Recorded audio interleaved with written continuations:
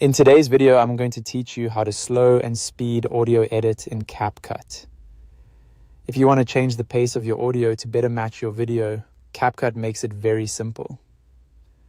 Whether you want the sound to play faster for a more energetic effect, or slower for a more dramatic or relaxed feel, the process only takes a moment once your project is ready. To begin, open your CapCut project.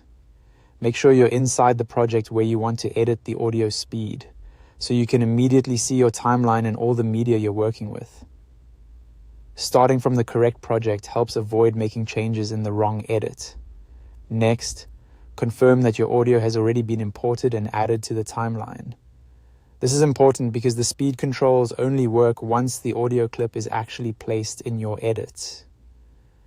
If you have more than one audio clip on the timeline, take a second to click on the specific one you want to adjust.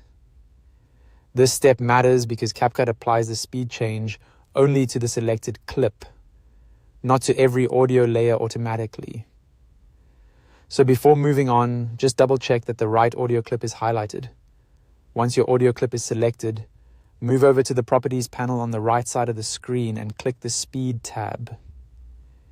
Inside that tab, look for the Speed setting.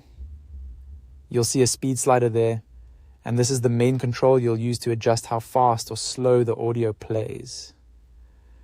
To speed up the audio, drag the slider to the right. As you move it, the clip will play faster. This can be useful if you want to shorten the duration of the audio or create a more upbeat rhythm.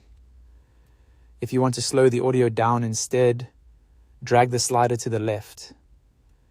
That will make the clip play more slowly, which can help create emphasis or a calmer tone.